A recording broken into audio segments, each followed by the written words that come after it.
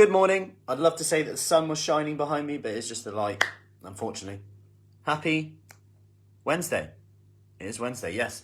So we are just 1 week away from reopening in Marlborough and opening again in Devizes. And I had a chat with someone yesterday and someone was saying he was just having a chat about things. And they said, I think that I'm in that what's the point before Christmas mode. Does that sound familiar to you? Let me know if it does. Let me know if you're watching on replay or if you're joining in now. Give me a hello.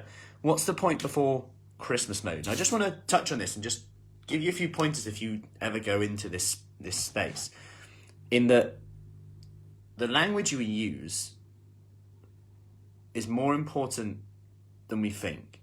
The language we use can dictate our response, how much we believe something, and then the result of that is when we have a belief that's strong enough, our behaviour conforms to it. So if you think about that sentence, I think I'm going into that space of what's the point before Christmas.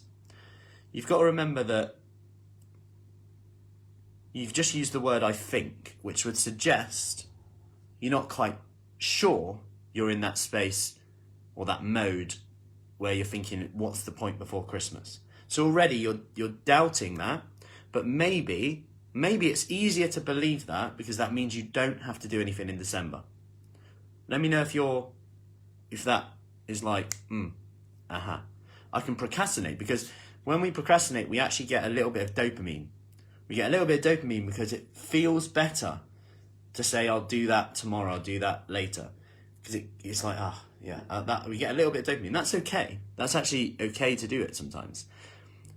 But when something is important to you and you put it off, it's almost like a false high. You get a false high and it comes crashing harder tomorrow. And the more you do something today, the more likely you are to do it tomorrow, whether that's procrastination or a 1 minute exercise like we've been doing in our private support group. The more you do something today, the more easier it is to do tomorrow, and the more likely you are to do it tomorrow. We create habits. That's how our brain works. That's how we save time. That's how we become more productive. That's how we almost offload decisions, okay? And when you say, what's the point, I would ask this question. What's going to be different in January compared to December? Especially this time of year. Yeah, Julie said it's so easy to listen to the little voice in our head when something else feels uncomfortable to do. Yeah, because that little voice will jump on that. It will jump on it. It will jump on it and say, it's not the right time. This has happened. And it gives us that little boost. And I get it is hard. But really question it. What's going to be different in January than it is now? And what I will say is something I often say in December. I know there's like social events, there's things coming on a lot. But just consider that if you leave it all till January, not only are you going to have the same things to sort out now in terms of knowing what to do with your exercise, knowing how fit you are, what you can and can't do, reaching out to someone, having the confidence to go and exercise. That first step, do you wear trainers? Is it going to rain? Am I going inside? Am I going outside? Who am I doing it with? Not like that. All those things that are questions that are laborious and actually take quite a lot of our energy. And imagine if you could start January with all those things aside. You know what you can and can't do. You know how long it takes to do the exercise. You know what you like. You know what you enjoy more. You know what you want to try in the future. And I know these sound really small things, but when you're trying to start a new habit, you've got to make it as convenient and easy as possible. The reason we snack and eat chocolate in the evening is because we've made it convenient and easy.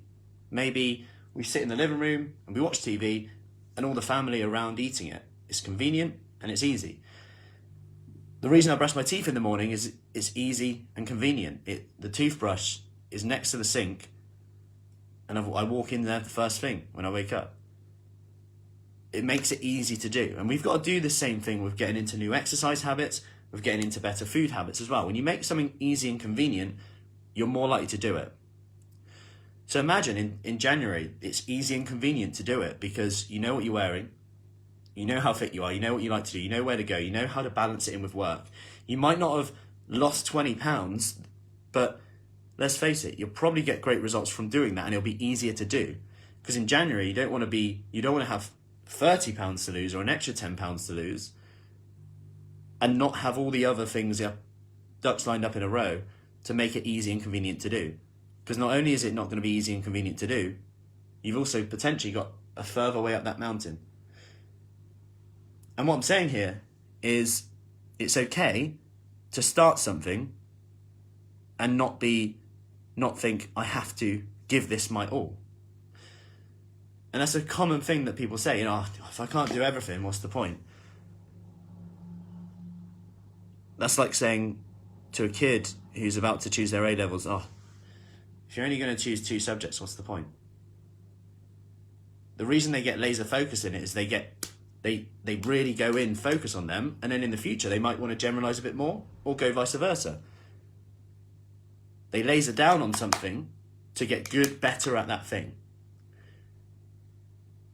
And it's similar with this. Like, we have the elements of food, fitness, and focus. 3 elements that I describe a lot. And it might be that for you, right now, your habits, and I describe it like 3 legs of a stool here, I know that's backwards. It might be that for you, over Christmas, you just focus on the fitness element. It might be that you just focus on getting a bit stronger, getting a bit fitter, toning up a bit, getting stronger, learning how your body moves, improving your posture, improving your tone, core, and you probably might even lose a few pounds in the process. The thing is building those habits and making it easy and convenient. So, my questions for you today. Go away from this, write down what's going to be different in January. Number 1. 2, if I started now, where could I possibly be in January? If I do nothing, where will I be in January? Then decide whether there's any point in doing anything in December. And this one is one I often tell myself. What do I tell my kids if they said, what's the point? What would you say to a friend who said, what's the point in doing X, Y, and Z? What's the point of working in December? What's the point of exercising in December? What's the point of ringing a friend in December? You could go on. So, question your beliefs, question the language you use. Sometimes it will mean that you're biased in what you think and do. Do what you want to do and what you feel is right. And quite often, what you feel is right is actually the decision to go with. But just be wary of the beliefs, the language you use to come to that decision. If the words I think, I feel like, I should, I would, I could have, but question them and just ask the questions. What's going to be different in January? If I don't do anything, where am I at in January? What could I possibly achieve in January? And then make a decision.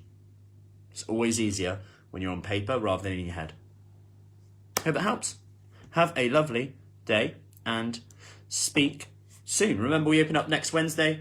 So if you do want more information about our 28-day Kickstart, if you want to finish 2020 stronger, into better habits, fitter, more toned, healthier, give us a message, Devizes or Marlborough or everything from home. I best get off now as we have bar at 6:30 and then beginners yoga at 7:15. So I will see you soon. Take care.